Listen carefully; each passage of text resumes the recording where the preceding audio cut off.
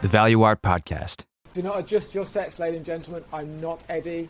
Eddie is gallivanting around the world. He'll be back next week. Me and Izzy are covering for him, but don't worry, we will seamlessly transition into an interview he did with Joth, who's a Bored Ape Yacht Club owner, I believe, but he may have sold and gone to live in the Caribbean, so that interview might not have happened. Izzy, do you know where Eddie is? Do we know where Eddie is? I actually didn't catch where Eddie is, but he's definitely somewhere interesting, so he's going to have to tell us next time. Mysterious man. Mysterious Eddie. That should be his new name, Mysterious Eddie. So 2 introverts doing a podcast now, if that isn't a use case of NFTs, I don't know what is. One of the best use cases I've seen. So I think a good place to start, I just have CoinMarketCap open in front of me now. Yes. And if I scroll my down, gosh. it is red, 20%, 25% down. That hurt. Down. That was hurtful. I found a green one. There is a green one. So Solana? No, even the mighty Solana is down. Because until yesterday it wasn't. Algorand is up. Okay. Algorand is up in the last 24 hours, but apart from that, and we'll Near Protocol, I don't know what Near Protocol is. Me neither. I haven't checked that one out. That's up, but other than that, I'm down to numbers 60, 70. They're all. I know. Down. What's happened?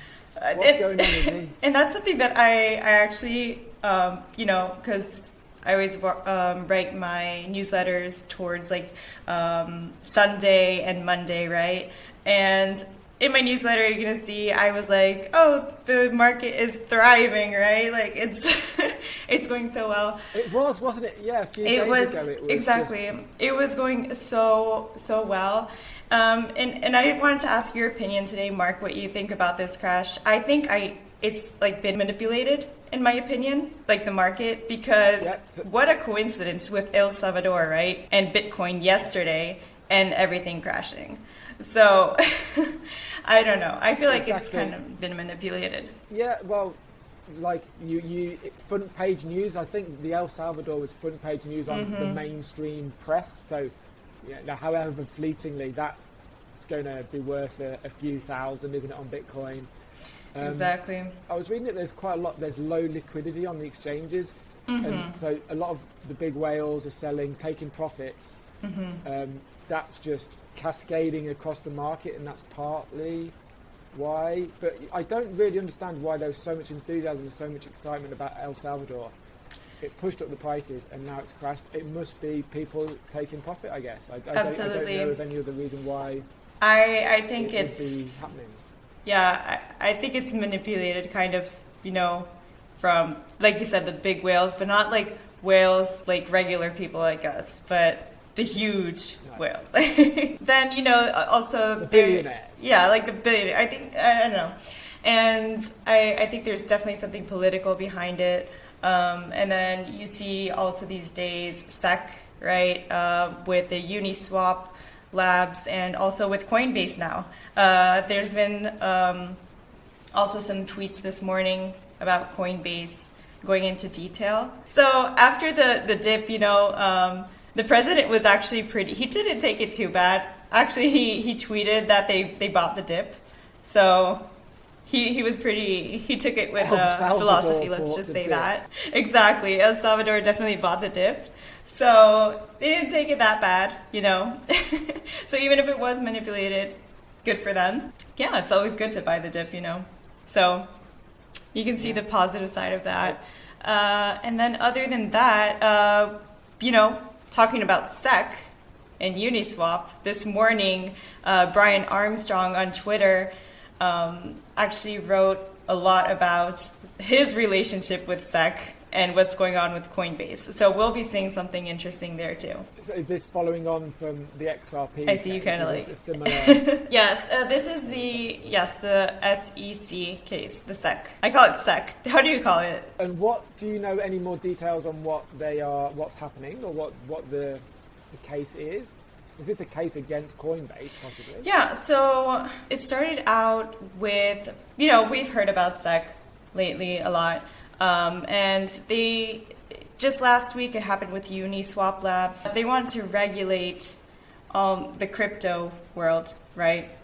It's been like that since 2018. They want to regulate all crypto. So now they're really looking at the major exchanges. So they started looking at Uniswap Labs, and now they're looking at Coinbase, but we'll be seeing more of that, definitely. So the SEC I know XRP has been in their headlights for a couple of years, hasn't it? And I don't know how that is at the moment, but I saw that Polkadot might be in there, Visors as well, and some other platforms, which is it worried? Should we be worried, Izzy?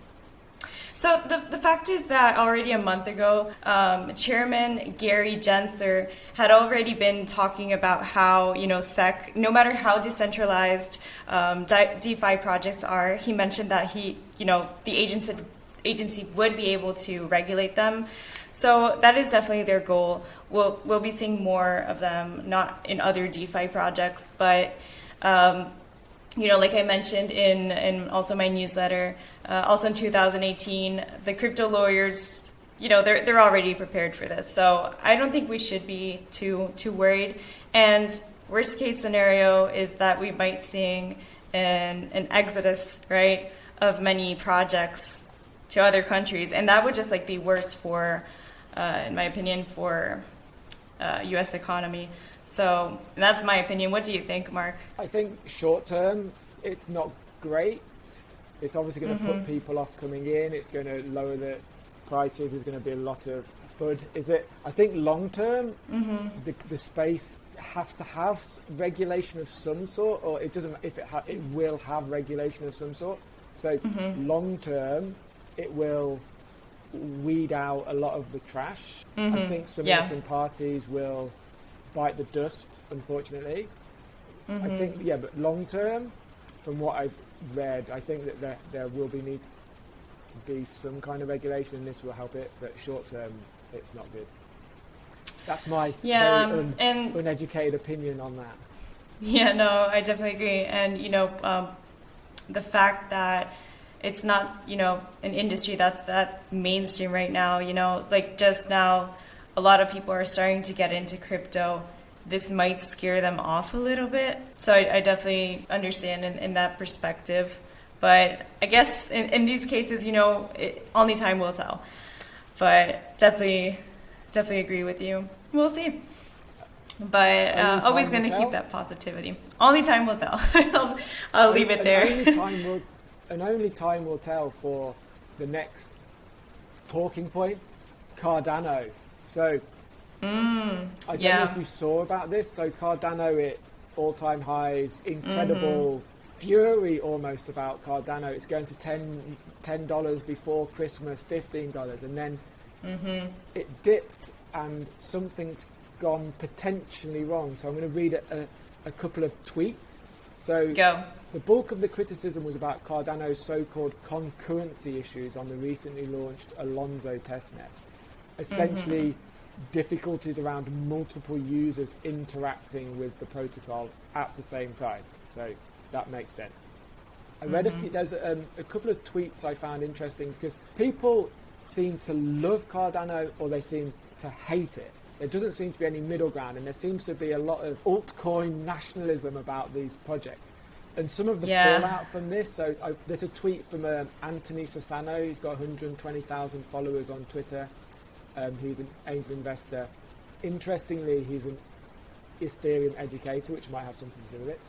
And his tweet was, seriously, 6 years of peer-reviewed research and a $90 billion plus market cap later, and the first DApp on Cardano can't even do concurrent transaction processing, also known as the very thing you need for DeFi. I don't know anything about the Alonzo testnet technically. I don't think this is good news, and we can see that in the price. The Cardano community is rallying, obviously. I don't know what Hodgkinson's, if he said anything yet. What do you think? Have you seen this? Are you worried about your ADA? I have, and don't get me wrong, I've loved the Cardano project, but these days I am discussing whether to move all my Cardano on another project. So this has been a thought of mine in these days, actually. Were you thinking now, of course, this before the news of the testnet problems, or? I've been deciding it like I would say on Sunday. So Okay. pretty near the news, but just also looking at the market cap and everything, a project that I'm thinking about moving it towards, and I already have invested in this project, but I just kind of want to put more in it, is the one I talked to you about. So Elrond Network, eGold. Yeah, so I think I'll be moving it towards that just because I see a lot of potential in it. But not that I'm not going to move back to, my dear Ada in the future, but I just want to see how things are going also with the new releases. Because it is an important point, and you can see also in the prices right now. I mean, there's been a general crash for all tokens in the moment. I've got on your Elrond project, you should check out a website called Marginal Revolution, and there's a guy called Tyler Cowen, Tylercowen. Looking at it right now. I know he's an advisor. So Marginal Revolution is kind of he's a bit of an economics guru. He's very famous. He's very respected. But I know that he's advising on Elrond. I'm not sure what his capacity is, but if he's an advisor or a consultant. But I think if he is in as an advisor or whatever his role is, that's a good sign. I bought my first eGold towards February. And it's just been also on Twitter, it's just like a great community and project. And it's not like a project that is, you see all these projects that are on Twitter, like led by hype by the team and everything. Instead of this project, I really see how they don't like to hype their community too much. They just do their things. They have a roadmap. They respect it. And I really love it, to be honest. Have you checked it out, Mark? I knew that this guy was into it, and it's been at the back of my mind to look into it a bit more, but no, I'm not familiar. You should. So the cryptocurrency market is doing lots of things that it does, but meanwhile, in NFT land, there is no such concerns. My gosh, yeah. And people are bidding 19 million on a Bored Apes Yacht Club at Sotheby's, and no worries in NFT space. Have you seen any interesting projects or any crazy news? I have, Mark, and I wanted to ask you if you've checked it out too. The Loot project. Does it ring a bell? Project. Yes, by Dom. Explain more. Yes, by Dom Hoffman, creator of Vine. That one is exploding. I don't know if you've checked it out. If you've seen it on Twitter and everything. Just so to your eyes, it just looks like either a black background or white with just like a list of words, right? Oh, I saw this. Okay, I was on the OpenSea on Saturday, and I saw this, and I just you were like, "What is this?" I thought, what a load of shit! What is that? No. Just a list of random words. And they're not actually. I was out. Yeah. Well, I don't know. I was out with the kids, and I was just checking, and I had a spare moment, and I just saw it, and then I didn't think any more about it. I actually got a message from a friend yesterday or the day before telling me the world's ending. People are selling random lists of words for hundreds of thousands. They're not that random. This must be it. Well, can you explain? Yes, exactly. So that was kind of like my first reaction too. During one of our last episodes, we were talking about the rock, right? That was being sold, like rock NFTs, and we're like, oh my gosh, like what is like going on? But Loot is actually, initially I had the same impression too, but it's actually pretty cool. So it was, when was it? It was like last Friday. Dom Hoffman, creator of Vine, tweeted about this new project, and he did nothing other than just like list a few details and a link to a contract, and that contract lets you create this list of words, right? So what is this list of words? So let's go a little bit back. After he tweeted this, you know how many were reproduced? At least 8,000, in 3 hours. So we've got on OpenSea just like blasting. So these loots are like 8 traits of the supposed like characters. I would say they call it like the adventure gear. So the first one should be like a weapon, the second body armor, and so on. So every trait is different in these NFTs that are reproduced, right? And what's cool is that other NFTs that are, let's say, reproduced already like artwork, they can't be read by smart contracts, whereas this one can. So people can actually transform this into something else and kind of like put a value on that. So if you go on Twitter right now, you can see that out of these lists of words, people are actually like creating characters, like some artworks, and some people actually even recreated a currency out of it. So there is a utility behind it. And what's cool about it is that you can actually like give space to your imagination. That's like kind of explained like what I understood, and I think it's insane. I have one here, so it corresponds with what you said. A ghost wand of enlightenment, a divine robe, a silk hood, a grim bite, plated belt of power +1, shoes, chain gloves, amulet, bronze ring. So those are the items on the list? Correct, yes, those are the items. People make NFTs of those list items, or anything really that can be as creative as they want? Exactly, and there's like some people that are actually going to be creating some series out of these with these characters. So in my head, like, of course, they have like these armors and like some things that kind of bring me back to the medieval. So I can like see these kind of like, I don't know, even I can see like all these characters and like their armor kind of like having battles and maybe turning it into a game, supposedly, with a play to earn game. There's just like so many things that I was like thinking that they can do with this. What do you think? Do you, like, after I told you a little bit about it, what do you see in terms of potential? Well, the floor price is 9 Ether, so there's definitely some financial investment. I'm going to have to look into it more. On the lootproject.com, it says loot is randomized adventurer gear generated and stored on chain. Stats, images, and other functionality are intentionally omitted for others to interpret. Feel free to use loot in any way you want. Exactly. Vague, open to interpretation. I would have to look into it. Exactly. Did you buy one? I didn't. Also, because like I believe, and this is what I understood. Somebody, like, if I misunderstood, please comment below. I think you need to like have some dev skills there, right?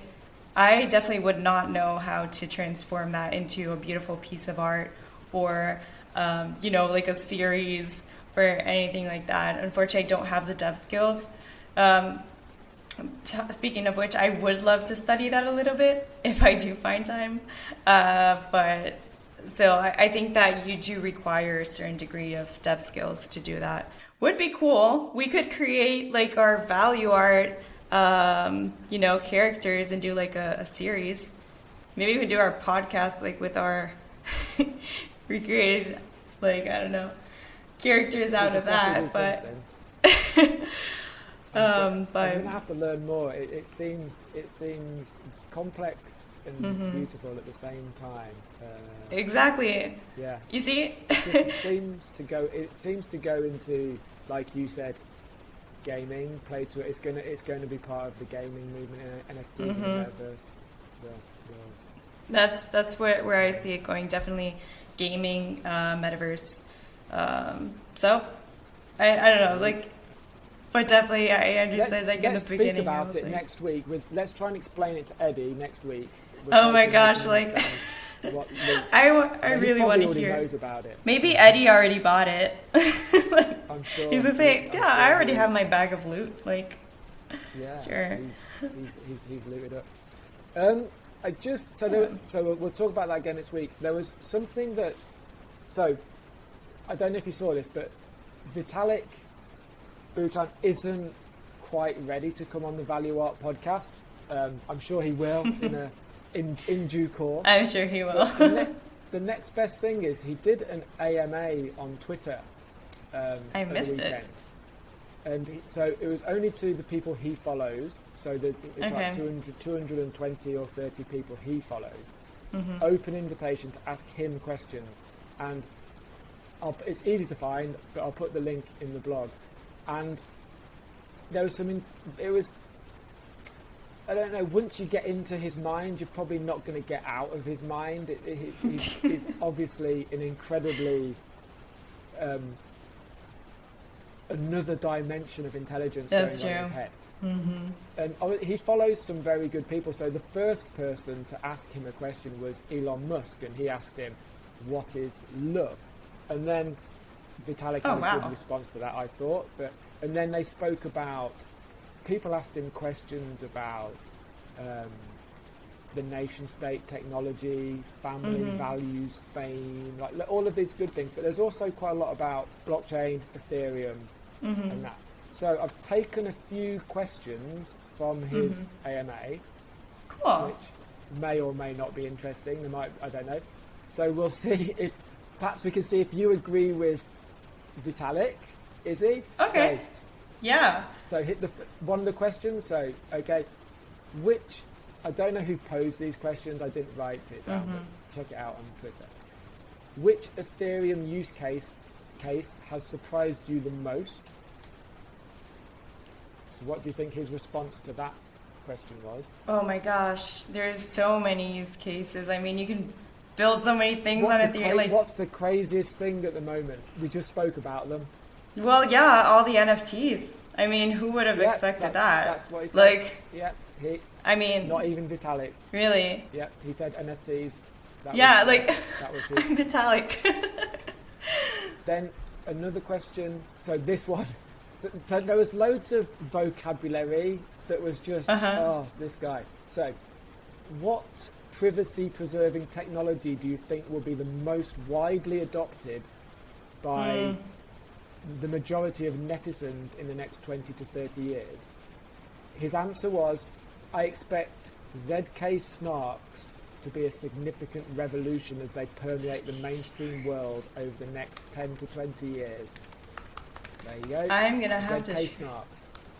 I'm searching that. I think it's something it's like zero knowledge proofs. So instead of, it's like the Schrodinger's cat of cryptocurrency. So you can prove something by not revealing the information. So if you wanted to sign into a website, for example, I think it's something like this. Instead of giving all your details, you could use this zero knowledge proof way to That's do insane. that, but without actually giving or revealing any of your details to the platform which is asking for this. I'm kind of confused.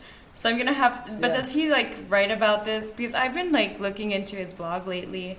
He must have written about this, right? Yeah, and on the AMA, he mentions it quite a few times in answering other questions. It's like ZK snarks, zero knowledge proofs seems to be where his mind is. Some of his mind is at. The next question is, because I've taken the plunge. Oh no! You know what? Yes. I still have to read it, but I have read some experts on it. So I think if we're going to talk about the metaverse, I don't know if viewers don't know, this is, if you read an article about the metaverse, they mention this book. Snow Crash, because always the going to word come out. metaverse was coined from this book. So I can actually read the first paragraph where the word is used. So Hero's not actually here at all. He's in a computer-generated universe that his computer is drawing onto his goggles and pumping into his earphones. In the lingo, this imaginary place is known as the metaverse. Hero spends a lot of time in the metaverse. It beats the shit out of the U story, which is his house. So I love it. That's Neil Stephenson's first description of the metaverse. On Twitter, someone asked Vitalik what he thought was the metaverse. How do you define the metaverse, Vitalik? He said, as far as I can tell, people use it to refer to either the internet plus a super immersive virtual reality, or the internet plus a shared state, so objects that can be moved between platforms. And then he speaks about Ethereum being used for that second part. Okay, so not too. In fact, his vision of the metaverse is not too dissimilar to Neil Stephenson's. So do you see? Well, of course, there is a lot of chat also, like on Web, 3.0. Do you think that we're already there with Ethereum? Do you think that that's going to be like dominant protagonist? I'm not anywhere near experienced enough to know the answer to that. It'll play a part. I think that it's a lot of the platforms now, so a lot of the gaming platforms, a lot of the metaverse platforms, and Ethereum and the next blockchains which can make NFTs and make it all work will be part of the initial phase. That's true. I think more players will come into the game. I think there's going to be a big battle between the behemoths of Facebook and Amazon and Google and oh boy, yeah. And how they play the decentralized things, and how like Roblox and Fortnite, and how are they? Where are they going to choose to go? Are they going to choose to side with the big giants, or are they going to go with with the Ethereum and all the blockchain developers? Like, I think they will play a part in it, but initially, of course, Ethereum has to play a part because at the moment, exactly, Cardano has just proved that it's not so easy. Although maybe the Solana is the. I was about to say that. I was just about to say that, and I've never even. I missed out on do you call it I call it Solana, but I actually didn't invest in it a time ago because not that I don't know, I didn't see that much value in it, and now I'm kind of now I do, and I'm kind of eating my hands. But I was just thinking about it the other day, I've always thought Cardano the main competitor of Ethereum, right? But now I'm starting to really look at Solana I don't think you're alone in that as well. I think a lot of people missed out on it, but I guess we're still in time. Maybe. We're looking at that market cap, but I don't know, just investing it right now is kind of scary for me just because of the growth it's had, right? But then again... Don't FOMO, Izzy. Don't FOMO. No, I won't. You'll see me the day after tomorrow saying about it. That links to another... We'll do one more question from Vitalik, because that links to it, because one of the questions, this is a good one, I think, and one we can all understand. If you would assess, in terms of legitimacy, a crypto project for investment, what would you look for? What would you check to make you feel reasonably comfortable it's not scammy? Well, what do you look for? And then we'll see if what you look for is similar to what Vitalik recommends. Oh, me? What do you look for in a crypto project, Izzy? Well, definitely, I look first at the value of the project and see if it's something that I like and that I envision in the future, because all these projects, I think that they're going to be building, they're going to be our future, right? So I look at definitely the utility. Then I look at the team and the communication of the team. Like I mentioned first, I don't like those ones that hype too much. It kind of scares me, right? Because I really see it as a pump and dump.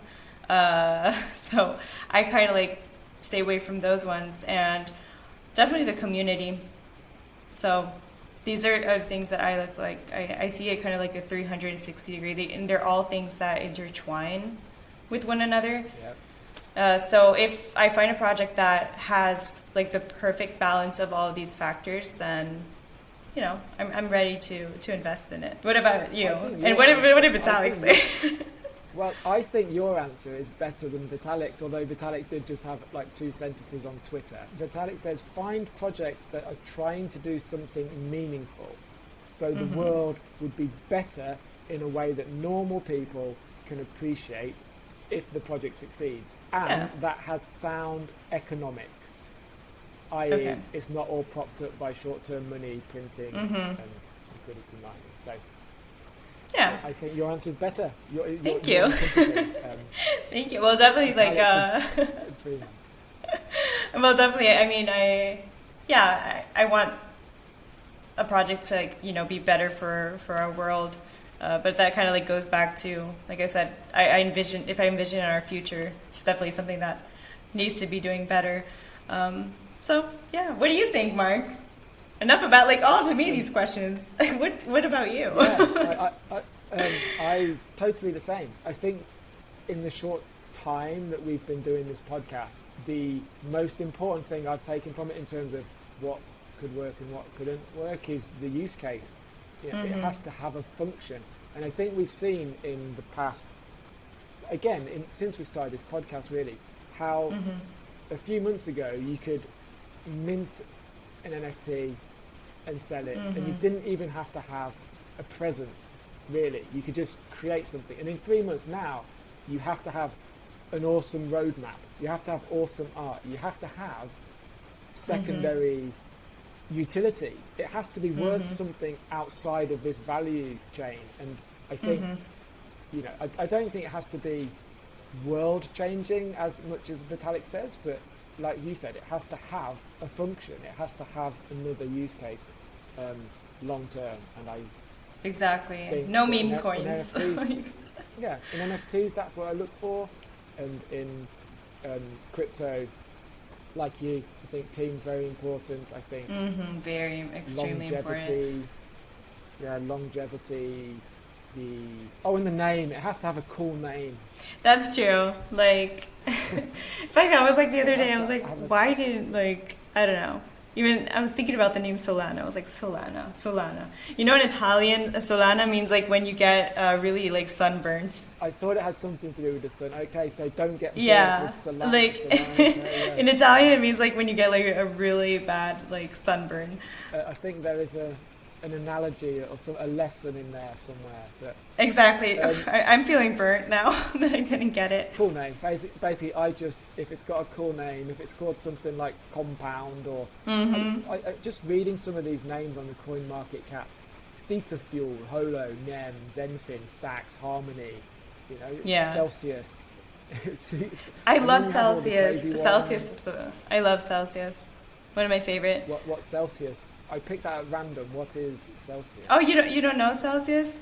So practically on Celsius, it's kind of like a bank, but it's not a bank. So it's like the decentralized bank, right? So you can do a lot of things. Like you can, oh my gosh, I can't remember in English if you say borrow lent. I'm having like a senior moment here. So practically, if you go to a library, you borrow a book. Exactly. Yeah. Okay. Perfect. Yeah. Sometimes I get confused, like in Italian and everything. So, with one of the logos of the main statements of Celsius is debank yourself, right? And practically, I love it. And you can get like their T-shirts and all their merch. And Celsius is one of like the most stable projects I see out there. So practically, months ago, I wanted to invest in more crypto, and I thought, okay, but why should I use my money when I can use somebody else's money to invest, right, and make more out of it? So what would you do usually? Because I don't know what to say. No, not in that sense. No, wait. Okay, so I looked to ask at one of those lending firms for money when you want to invest in a project of yours or anything. I didn't even ask for like a large sum of money, but they didn't grant it to me. And I was like, whatever. And so that's when I went to Celsius, and practically you have to, of course, guarantee that you're going to give them back, but like the interest that you have to like pay them back gradually like is nothing compared to the other firms. So you're just like not only do you get with the investments, but when you even pay them back with your tokens, right? You don't lose anything. You just like earn.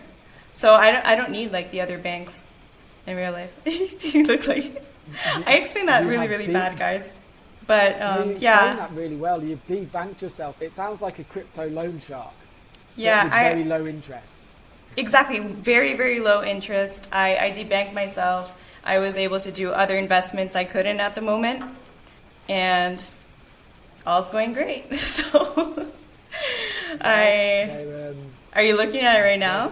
Yeah, it's actually one of the few which is up in the last 7 days. Yeah. Celsius is like one of the ones that you'll see like it never crashes. It's always pretty stable.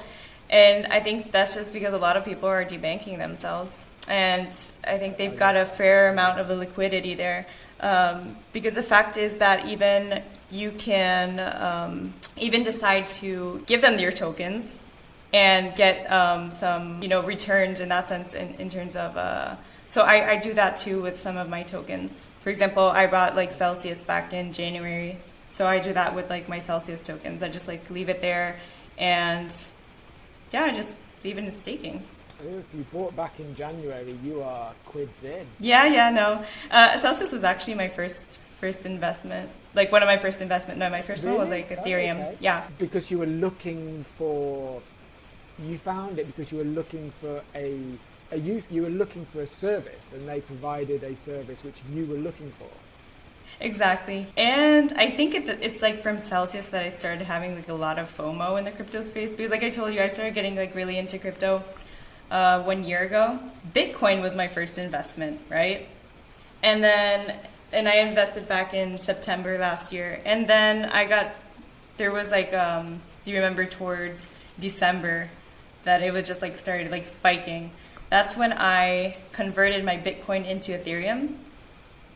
And then from there, I bought Celsius, and then I started buying eGold, and then like everything just like happened from there. So that's kind of like my experience, and are you gonna be getting like a loan from Celsius now so that you can buy more crypto? If I was younger, no, I'm not going to do that today. I'll tell you what I am looking at though, if you want to know what I'm thinking about in terms of possible places to invest is Engine, and if they've got a new NFT coin, a new NFT blockchain affinity, and Engine are, I think I've said before, although fashion is becoming part of it, but I think gaming is where the immediate future lies, and Engine are one of the leading blockchain game builders. A lot of play to earn games on Engine, and this new affinity it brings the NFT, the ability to move NFTs between games, and it's all very new. And I think I need to look more into it. But I think I'm looking at it now. Study for the next week or two. I'm going to study Engine and affinity, I think. Cool. Then you're gonna have to talk about that on the podcast. Then. Yeah. I'm looking at it right now, but I don't think. Yeah.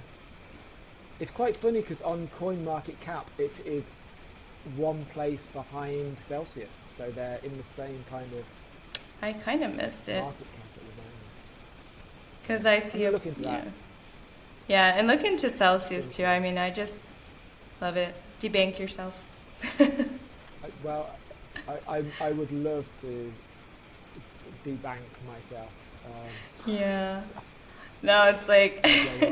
Awesome. On that note, is there, before we pass over to Eddie and Joff and his Bored Ape, is there anything else you'd like to mention or say? Any books or anything you've read this week? Or anything else you'd like to add? I think, we've covered like a lot of interesting topics. I can't wait to look into also these like Infinity this week and chat about that in one of the next episodes. This week, I kind of like was reading a more technical book. So for you who are learning, last time we talked about like knowing how to read the charts. So I picked like Trading Technical Analysis Masterclass, Master the Financial Markets. So it's like a lot more technical. It's actually like somewhere behind there. My bookcase is still kind of like empty because I'm bringing my books little by little. Can you grab it and give us a screenshot? It sounds like is it complicated, or is it kind of made simple, or is it full blown complicated for investors kind of terminology, or is it? I'm gonna have to read it again. I'll be honest, just because I think I don't have like enough like finance background. But I really like that the chapters like really go, it like whether you were already in finance or not. I think it's like a kind of oh gosh, I have like the name in Italian, ripasso. Like it kind of like goes over concepts that if you knew them, okay, it's good for you. You're just like going over them again. But if you're a beginner, I guess you're just gonna have to like read it a couple of times just to like let it kick in. But I like it. But another a book that actually should arrive today, and I'd like to show you guys next week, is Bitcoins and Blockchains by Anthony Lewis. So I'll be reviewing that one next week. I'll get it today. Technical, I like it. So it's good to build. I need to read some more of these technical books, build some of the foundation around the blockchain itself, or the blockchains themselves. Excellent. Exactly. I'm reading one of Eddie's recommendations. Yes. How's that one going? At the Google bus, and the end of absence, which is about what we were talking about the other week, about the generational cutoff between internet and no internet. Reclaiming what we've lost in a world of constant connection. So I'm going to read your recommendations when I finish these and get more technical. Absolutely. Yeah, I'm just trying to get more technical lately, because it's funny. I used to read before like the last year. I used to read like a lot of a different genre, right? So I used to read Hermann Hesse a lot, and just a lot of like philosophy. So I really like went from like philosophy to like on the blockchain lately. How does that feel? I know it was going on because like I've done something similar. I haven't gone from like philosophy, but I've gone from like 1970s fiction and beaten awesome. and 60s stuff into this. Yeah. And it's quite nice to be reading something totally different. Do you feel like you've made a good decision? I do, but sometimes, of course, I do miss reading even like the old genre that I used to read, right? If I didn't work during the day, then I would probably have time to read everything, but I don't, unfortunately. But you know better than me, right? Year, is it? Maybe next year. Why next year? You think I'm going to be living off my crypto like on an island? Is that the goal? No. I mean, I think, even if you were to become like extremely, I don't know you, but if I would get bored, like doing nothing reading during the day, I don't know. But I think I always have to have like something, right, to do. So yeah, it was great having a chat, Mark. Let's move on to their interview with Eddie. Okay, so welcome, man. What's up? Fine. How you doing? Thank you for inviting me here. It's great. Cool. I'm really excited to talk to you. First, how do I address you? Are you Joffe? Yeah, Joffe. Like, what is do you go by like your Twitter handle or? My real name is Johnatan Felix. So my nickname Joffe is like a mix of them. The first two, okay, cool. First two letters is Johnatan and Felix, and together is Joffe. Mm-hmm. Joffe. Okay, cool. And do you actually answer to Joffe? Sure. My friends use it all the time. And you're from Norway. And you're currently in Norway, right? In Oslo. Yeah. Nice. How old are you, man? Because I have to actually know before I can see if I can publish 18. this.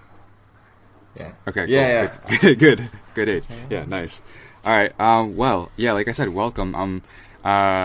This is a bit different for the podcast. I usually have like a conversation with my co-host first, and then we have somebody on to talk about tech, NFT, art. Like it's always something different.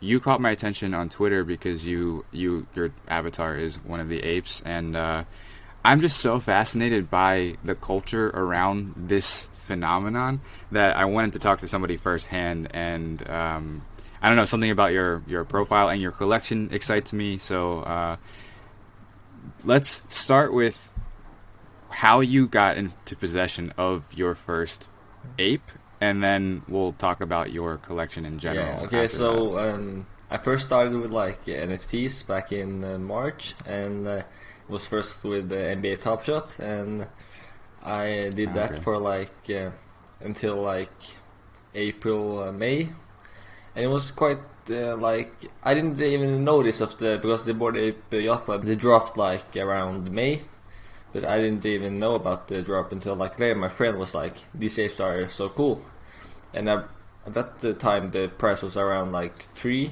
Ethereum. And I was like, "This is so expensive.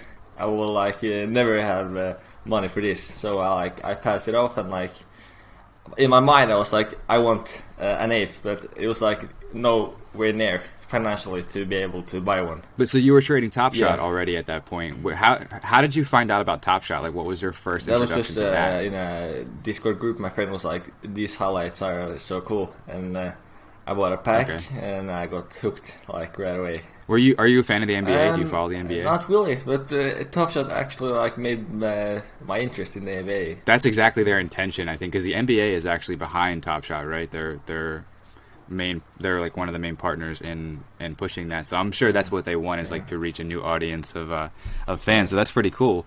But so you were trading Top Shot for a little while, and then somebody mentioned the apes, and you were like, "Oh, 3 ETH, that's insane. Like, I'm not going to drop 3 ETH. So what was the cost of like a pack on Top Shot at that time, and what were you comfortable trading with? So the cost of a pack was like the premium packs, which I ended up getting, it was like $200. So it was that as well was quite much to me, but you made some great money in the start, at least with the NBA Top Shot, but then the market kind of tanked like after a while, so I had to like find new ways to interact with NFTs. So your approach to the concept, like when you were first discovering NFTs, was for speculative. It was for investing, basically. You just wanted to make money on investing and flipping. So when did you buy something other than Top Shot? What was the first piece? Actually, maybe I'll just open up your collection and see if we can talk about what's in there. But tell me about the transition from Top Shot to other NFTs. Well, I saw the huge potential in NFTs, so I opened up Twitter and I just started searching about everything I could. What gave you that impression though? Like, what told you like, okay, you need to invest in this now? Was it Twitter and Discord? It was just my gut, after like the concept of NFTs was just like so it was so amazing, so I knew that this had potential. Okay, tell me about that, because I definitely agree with you. I definitely think the concept and the technology of NFTs is incredible for artists specifically, but for you as like a collector, what excited you in the beginning? Well, it's like cool. I like to own things, and if the things are cool, I like to own them. I like to show them off to my friends, and like the concept of just owning rare items is just human nature to want to have. Did you collect anything before NFTs? Were you a collector of like sneakers or like trading cards or anything? Yeah, I was a bit in sneakers. I have a huge collection there as well. I think there's quite a bit of overlap in sneaker culture too, like the NFT, especially the PFP projects, like the rarity and the community aspect and sort of the I don't know, like the bragging rights to having something and being like, yo, look what I've got. Like, I think there's a lot of overlap. And actually, Bobby Hundreds, who's the founder of the Hundreds, who just did a collaboration with the Bored Apes Yacht Club, that to me just kind of verifies that idea. Is like, if the Hundreds, which is a streetwear brand that sort of operates on scarcity, is partnering with Bored Apes, it's like, okay, yeah, we see an overlap here. So that's cool. Like, I think there's definitely a lot. Does the community matter to you as much? Like, does being in the Discord channel or like being part of the Twitter hysteria like excite you? Yeah, especially in the Bored Ape Yacht Club, Yeah, because the community there is so great, Is the community worth it enough to not want to flip and sell your ape? You still have your ape, right? Yeah, right. At first, when I first got my ape, I was like, maybe I'll sell this in the future. But after having it for a few weeks, I don't know if I'll ever be able to sell it. Does your ape have a name? No, it doesn't have a name. No. Have you considered? Is that not a thing that you do with the apes? You don't name them? That's not a part of the culture. Yeah, I think you do. But I've seen I've seen people on Twitter like really take to their ape as if it's a part of their identity. Like one guy's ape was featured in Forbes, and he was like stoked about it. He was like, as if he was featured in Forbes. It was like really cool. But so, what is that like? Or what were you surprised by the community aspect of it, by the Twitter community and the Discord community? Yeah, I had like maybe 200 followers on Twitter before I joined the Bored Apes Yacht Club, and I gained like 500 or 600 more after I joined. And how do you describe this to like your parents or your friends that aren't in this world? You know, it's I invested a lot of money in my ape, so my parents were like, "What?" Oh, you told them? Yeah, I told them. so I'm not. I don't want you to tell me unless you want to tell me how much you invested for. But like, I imagine it's a shitload. Yeah. Yes. 13.6 Ethereum. Yeah. Jesus. Okay. So, but did you build your way up to that with other NFT projects, or did you? Okay. So that's right. Take me through that.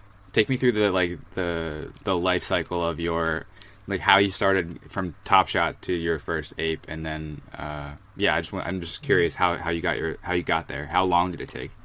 I started with I had some crypto savings from NBA Top Shot and some other stuff, around 1 Ethereum, I think. So I just took it into my OpenSea account and I started flipping. And the turning point was the pudgy penguins. Have you heard about them? Yeah, I have heard about them, and I've only heard negative things though. Is there a reason for that? Yeah, it's a bit drama, you know, with the owner and stuff. But yeah, what happened? I don't really know, but he had done some sketchy things in the past, you know. Okay. But the penguins, you could mint them for 0.04 Ethereum, I think. Okay. And then I minted 14. So how did you find out about that series before it actually? Like, I have not seen any series available for minting. Everything's secondary for me because I'm not like in the know, I guess. How did you find out about Pudgy Penguins? I'm in a group chat on Discord. Okay. Called Nifty Nation. Okay. And it's like no ads, but there I get like info about what types of NFTs are releasing and when they release. And did you find that from Top Shot, from your friends that you were trading with on Top Shot, or that you were? No, I find him on Twitter. The one in there I found on Twitter in some other Discord community. Okay, so you find Pudgy Penguins, you mint 14 of them, and then that. At what point did you flip it? Like, did you get out at the right time, or was it premature? I got it early, you know. Yeah. But I held on to some. And are they still worth something now, or is that like? Yeah. Yeah. The 3 Ethereum, I think. Okay. Yeah. That's not bad, I guess. I mean, you mint them at 0.014, you said? That's crazy. So you earn a little bit on Pudgy Penguins, and then that was sort of like your stepping stone towards an ape? Yeah. And when they dropped, what were you? Because you said you weren't going to spend 3 ETH on them when you first saw them. But like, what was it like at the point when you bought it? When you bought the first ape? It was like really relief, you know. Yeah. I have been in this space for a short time, but the whole time, like the ape has been a good goal for me. You weren't interested in trying to get one of the punks or something? No, because I'm not that big fan of punks. So you care about the art. You do have some preference towards the art. Yeah, but more about the community as well, because Okay. the Bored Ape community is a bit better than. How would you define the punks community? Like, what turned you off to that? Like the of course the developers are not like doing that much stuff with it. It's just like punks, you know. And it's I don't know. I don't get the good vibes from. Can you tell me about the roadmap and what excited you about the ape project? That was like why is it different than the rest of them, and why do you think it's so successful? Well, of course they were the first, you know. Or the punks were the first like crypto collection, but the Bored Apes were like the first to take it to like a membership, you know. So I feel like it's you know, there are like conventions in cities and stuff. Like Yeah, they're doing a lot. Yeah, they are. What are they promising that hasn't happened yet that you're excited about? Like, what is on the horizon? I don't. They have. They're coming with a roadmap 2.0, but they have like the auction at Crisis and Sotheby's first. But after that, they will like launch a new roadmap with the news of the future of the Bored Apes Yacht Club. So I'm curious if this has sparked or piqued any interest in you for art, more like collecting traditional art maybe, or is it just like these digital pieces and these communities that interest you? No, for sure. I have like my view on art has changed, and I don't know. I don't have any physical art yet, but if I found something I like, I would consider to buy it more now than I could before. Yeah. Did you see the Damien Hirst project, The Currency? Yeah, I won the raffle, but you got I was like, yeah. But you didn't buy the piece. No, I was like, this is too much. Yeah, it was 2000, right? Yeah. Yeah. So that was the time before the Perchy Penguins. Or no, I don't know, but it was before I had like so much Ethereum, so I couldn't like. Wow. Buy it. Yeah. So you had tweeted at somebody. I did like crawl through your Twitter feed. Shamdu. Yeah. Who is that? And like, why is that guy so important to your NFT endeavors? He was the owner of the group I was in, and he helped the me, Nifty Nation group. Yeah. Okay, cool. So he's like sort of a thought leader, a pioneer in the space for you, and kind of guided you. How big was the group when you joined it? We're about 80, 90 members in the group. Oh wow, it's actually smaller than I expected. Yeah. So is he still? Do you still like follow his kind of instinct and gut as he comes with it? Like, do you believe in Solana or Solano? Is that what it's called? This new platform. Yeah, I actually bought a beer last night. Yeah. It was some Solana drop. Yeah. Yeah. So it was my first Solana investment. Yeah. Okay. Cool. Yeah.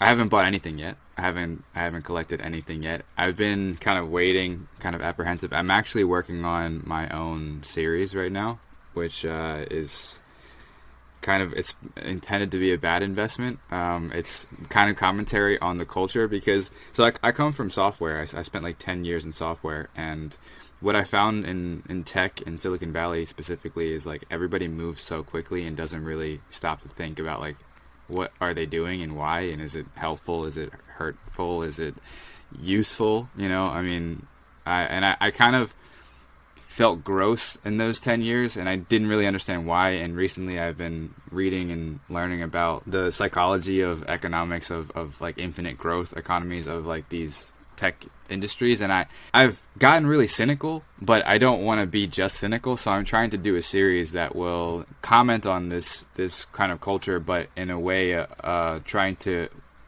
shift the narrative or change it in a positive, make a positive commentary on it, not or constructive criticism. That's what I'm going for. But I don't know like how if you were to do a series of your own, let's say. Like I don't know if you're into creating art or creating digital stuff, but if you were to do a series of your own, what advice would you have for somebody starting theirs in terms of promoting it, in terms of getting it in front of an audience? My tip would just be to, Twitter is an amazing space. Yeah. If you are active enough, I believe that if you have a good enough quality project, people will pick up because everyone is looking after like the next big thing, Yeah. So people have eyes in the back, and if your art really stands out, you will get picked up by some people. Yeah. Do you think that this is a bubble that's inevitably going to pop in some point in the future, like soon? Yeah. I do think so. At least most of it. There are so many bad projects. Yeah. that are released, and people still make money, but just the fact that Rarity Tools exists and that it's able to aggregate these projects and show you what's coming tells me it's like, okay, we've already started to reach probably the peak. But what do you think happens after that? Do you think that the collectible space survives? I mean, obviously, like the punks and the apes will survive this because they're bringing utility to their projects. But do you think all these other projects go away and we stop seeing new ones? I think most will have a hard time, but like the internet crash, in 2000, it will come back. Yeah. But, some projects will have real trouble. I think it's funny to hear you talk about the .com bubble. You weren't even alive yet. It's like, remember in 2000? Like I remember. Yeah. Do you remember? Yeah. That's really. I think that's a great analog. Though I do think I've been talking to my co-host about that. I think it'll pop and people will be like, fuck, we should have seen this coming. Like of course it was coming, but the internet didn't go away after 2000. Like it just pivoted and people started to understand the utility. So when you aped in, actually maybe you could define the term aped in for me, because I've seen it used online and I've seen it used. What it feels like to me is that it's an impulsive purchase because people are using it for anything, not just for apes, right? It's for like any NFT purchase. That's right. Yeah. So define it for me. Yeah, you said it quite right. You impulsively just buy in. Or you don't need to impulsively, because I have like thought about buying my ape, but like you get in, you just like. How much research do you do before you collect something? Because your collection is fairly large. You've got like what 200 pieces or something. Some of it I do a bit research, but the other one if I see it, I just buy it. Okay. Because if I see other people are buying it, so I just jump in. Okay, and like, what are some of the pieces that I'm gonna open up. I wonder if I can screen share. I'm gonna open up your collection, and I'm gonna ask you to like point me. Let's talk about this. So this is recently listed. So you actually saw this earlier. The Rude Boys one looks really fucking cool, and I was like, oh, maybe that will be my first one. I like the one that you got. But how much time did you spend thinking about this before you bought it? Actually, that artist is Norwegian as well. Oh, cool. So I heard about him by some other friends. So I was like, I'm going to buy some of his art. Yeah. And so this is something you would hold then? Yeah. Okay. Nice. It says like it's listed. It's not me that's listed it. So, so you don't. Sorry, explain that to me. So it's listed. You don't. Yeah, but you see if there's like more owners. So it's listing from other owners. You can see there. This. Yeah, that's not me. So collecting things on OpenSea is not actually owning them? I don't... Yeah, you own them, but there are 20 pieces of that one. Oh, shit. So, I thought, what? Then how are they non-fungible? How are they unique? Well, it's limited to 20, so... Okay. Yeah. Okay, so there's 20 holders of this. Or something, yeah. 15. Something like this, yeah. Yeah. Wow. 16 owners. Okay. Did not understand that. Taught me something new. So, wow, I'm going to take a look at this then, because that excites me, that you can maybe get something. I like this piece a lot. Tell me about, here's a good question. This Escher piece right here, which is obviously not an Escher, but I saw you tweet about this. You said that this art is fire, and I'm a huge fan of Escher, the OG Escher, and this is inspired by. So what do you like about this, and how long did it take you to find this, and what sold you on it?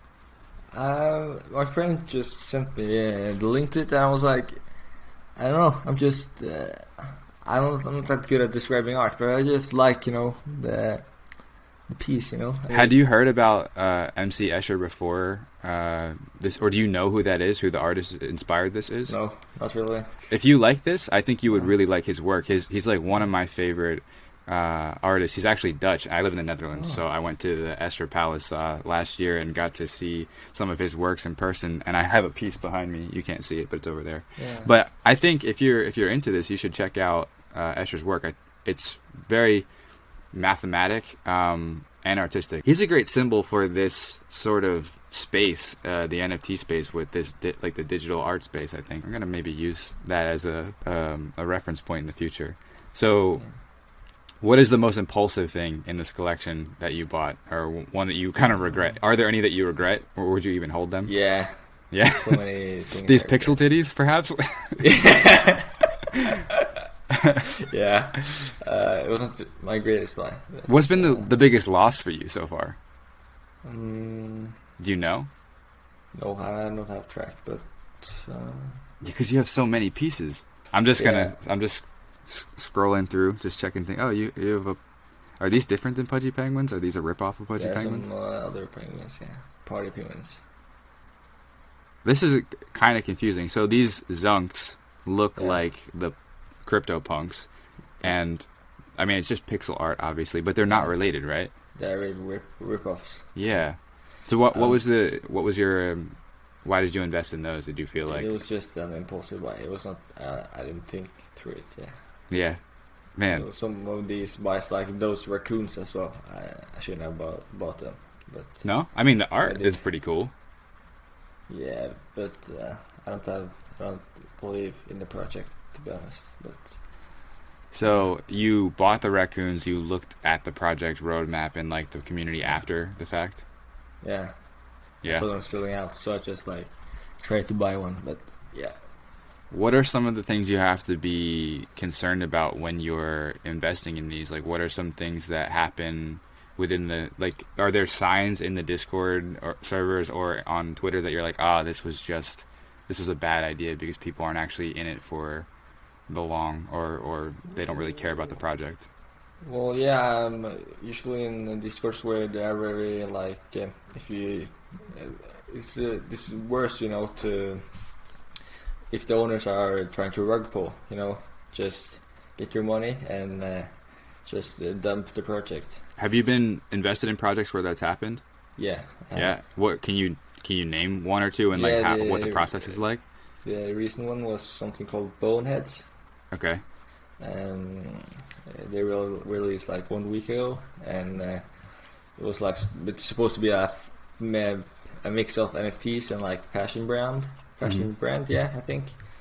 But after sellout, the owners just dipped from the server, and they jumped in, but you haven't like heard an announcement in 1 week after selling out. So. And have you been like attempted scammed or phished, or has anybody tried to like steal from you in these servers, in these chats? Well, I get like all the time like bots in Discord, but like I'm not like actively been trying to get scammed, but just bots, What is your opinion on like Gary V's involvement in this and the VFriends? I'm not invested in VFriends, but I like Gary V. He brings more attention into the space, Yeah. But you don't feel like Gary V is sort of operating like a fluid, flexible rug pulling machine? Like he's kind of like he'll pop into a Discord server and like you'll see his handle, and then people are like, "Oh fuck, Gary V is here," and then everybody flocks to that project, and then it's like pumped, and then it's gone. Has that happened for anything that you've been? Have you seen like? I mean, he's also supported some projects that I think needed it, so it's not all bad, but it seems to me like kind of shady. Well, yeah, a lot of the space is like almost all about the pumping, almost, because you rely on big influencers talking about the project, and if they start talking, the project just goes wild, Yeah.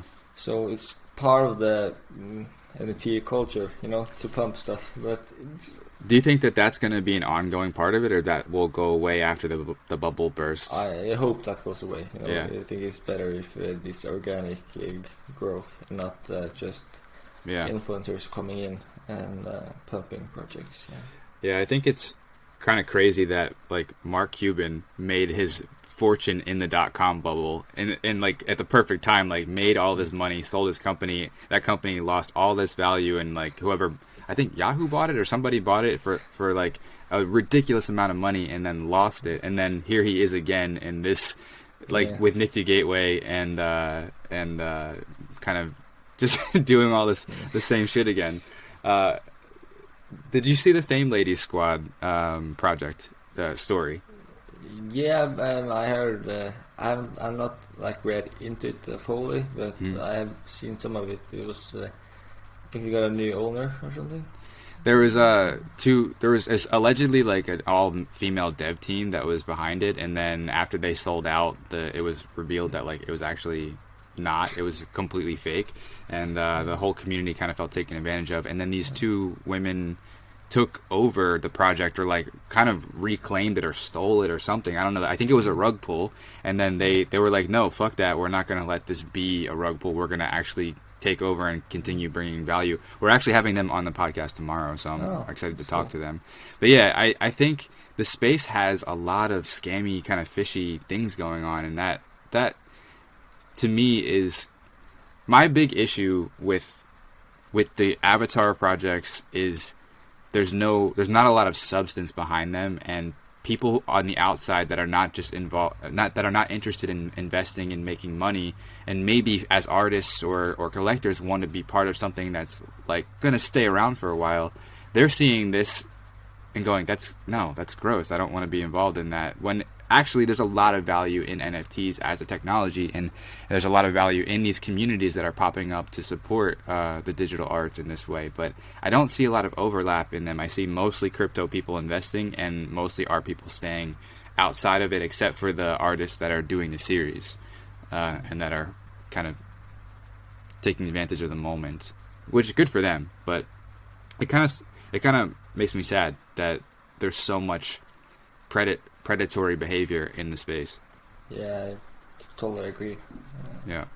How has your life changed since March? Like, tell me what. Like, are you still living at home? Do you have like plans to move out? Are you like, do you have a car? Do you have a Lamborghini? Like, what's going on?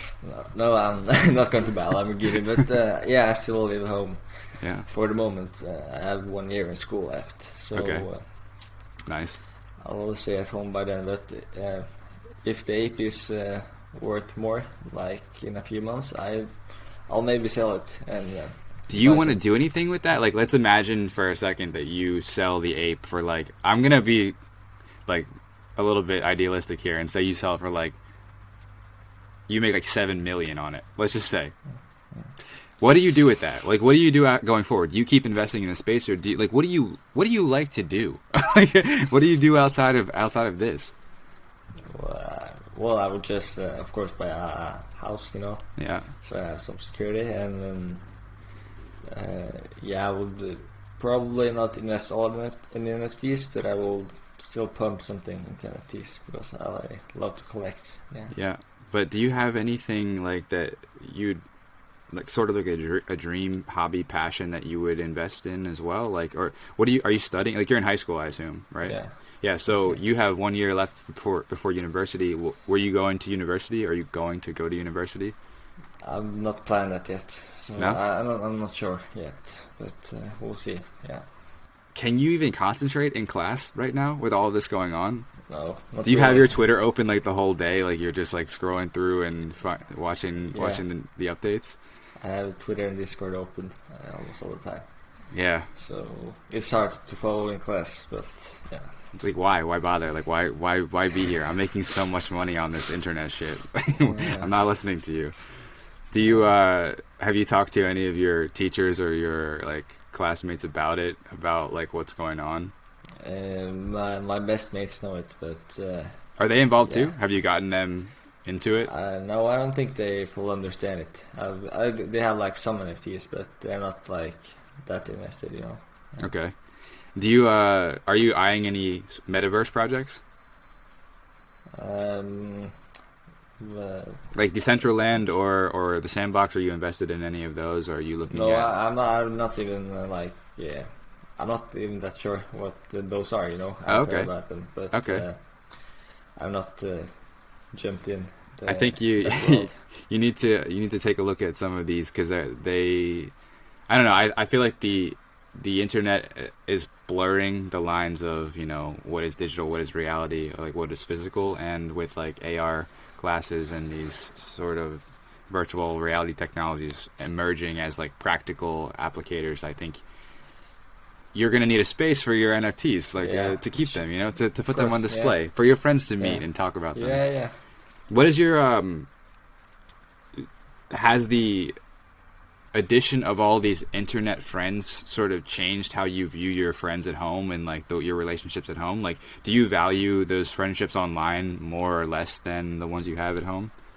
I value them a bit less, because I have not met them. But Yeah. yeah, I'm sure I met some nice friends, from all over the world, So Have you it's, done any like cool. video chats with people in your group, or like have you talked to people like over the phone?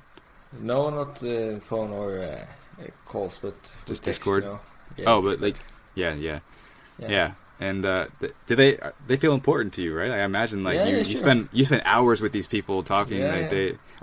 are you sharing personal like stories or details of your like day-to-day life with each other, or Yeah, is it yeah, more I about am. the yeah? Yeah, we talk personal stuff all the time. So That's cool. It's cool. Yeah. That is cool. Do you have any plans to meet up with these guys in real life? Yeah, we have some plans, to meet up like next summer. Yeah. Oh, nice. Are there with the NFT Nation or Nifty Nation? Is there like like a conference planned, or like you guys are gonna do No, like a not beach really. house or something? No. No, that's not planned yet, but like a few people in there are interested in meeting up. Yeah. That's cool, man. Really cool. I think that's pretty much everything that I wanted to talk to you about. I'm again, I really appreciate you taking the time to meet with me. I know you gotta get to class soon, but I don't know if this is like the old man in me, but I want to say like, don't be too reckless with the earnings that you have so far. Hang on to some of that shit, because you're 18. Like your 20s is gonna be like the most exciting period of your life. Try to use that money to make the most of your 20s. I don't think that you don't need me to say that, but I just feel like I should. But I'm excited for you. I'm really excited for you, and congratulations on being this aware and paying attention. And if you have any advice for me on like projects to invest in, like throw my way, let me know, because I'm definitely trying to be more pay more attention these past couple of months. With the podcast has really shown me like there's a lot of potential here, and I'm interested. Yeah, I'll let you know if I find anything nice. Cool, man.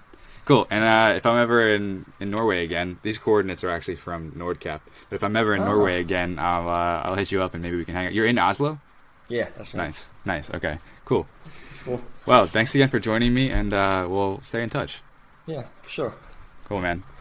Do you wanna drop any handles or like mention any projects before you go? Yeah, I drop my Twitter. It's Jofi33. Cool. Yeah. All right. Well, everybody go follow Jofi and keep an eye out for his collection. All right, man. Have a nice day. Talk soon. Yeah. Nice. Ciao.